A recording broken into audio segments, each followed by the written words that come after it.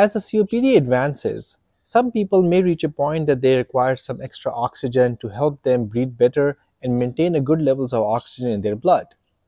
Oxygen therapy can be an important part of COPD therapies for people with advanced disease. So let's dive into oxygen therapy in COPD today. As you know, COPD affects the lungs predominantly, and it affects the air tubes and also the end air sacs of the lungs.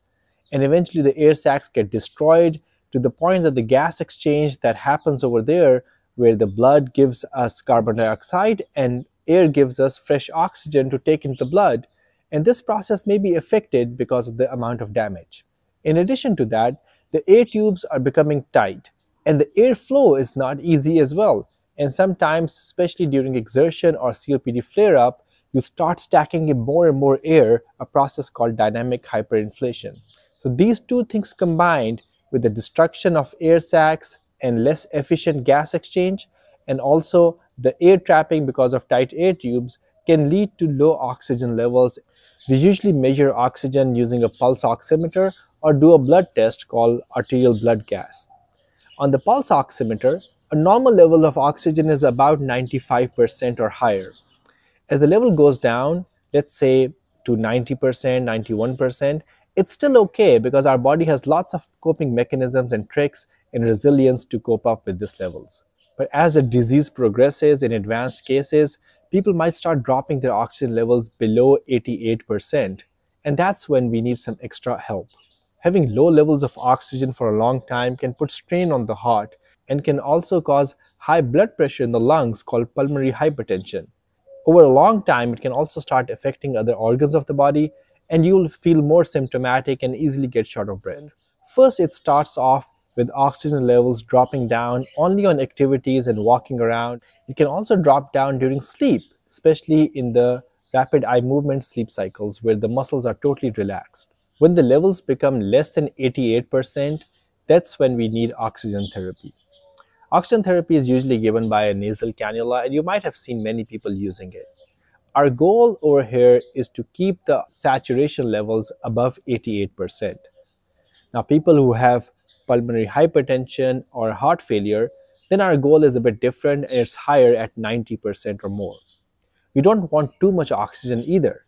We just want enough that keeps our lungs and body healthy, but not give us the bad effects of too much oxygen in the body. So if you have COPD, make sure you know what your oxygen levels are. You'll get them checked in clinic visits, and you also get them checked in pulmonary rehab sessions. And I suggest for people who have long-standing COPD to buy a pulse oximeter at home as well and monitor yourself too. You will need to discuss with your doctor to figure out what is the right time to start oxygen therapy for you. We know from clinical research and trials, if your levels are above 88 or above 90%, if you have heart failure, then this is good levels. You may need oxygen only while sleeping because that's when your levels drop down. Or you may need only on exertion or during activities because that's when your oxygen levels drop below 88%. And we also know from clinical research that a little bit drop for a short time and you're still above 80% or more is not that dangerous either. If you end up requiring supplemental oxygen, it may feel a bit odd to you that you are putting something on, and you may feel a bit shy to put it on in public and in front of your family and friends. When I see someone wearing oxygen therapy, I know how many challenges and hurdles they have overcome to be able to wearing that and coming out in public. Believe me, what matters most is how you feel and how you are able to do more things just because you're getting the right therapies and you're not suffering with low oxygen levels. For people who drop their oxygen levels only on exertion, there are certain breathing techniques that can help you regulate your breathing better so you don't have enough air trapping that leads to low oxygen levels. One of that technique is a pursed lip breathing, in which you slow down your breathing and prolong your exhalation and make sure you get all the stale air out before you take the next breath in. Another way is to use our new device, PEP Buddy. This is also a very simple hands-free device that you can put in your mouth, helps you regulate your breathing by prolonging the exhalation, keeping the small air tubes open by giving them a little back pressure, slowing down your breathing rate, and give you a point of focus. In our clinical studies, we have seen that 36% of the people who drop their oxygen levels on walking do not drop anymore when they are using PEP Buddy. So try it out yourself and see if it works for you too. With oxygen therapy, I do want to caution you about a few things. Remember, oxygen is very flammable. It can catch fire very easily. So be sure to turn it off, take your tubing away if you're lighting up a cigarette or blowing a candle or very close to any flame, because you don't want to catch fire.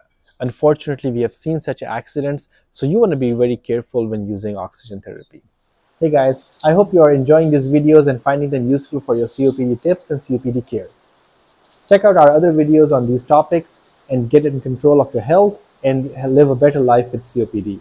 Every breath matters.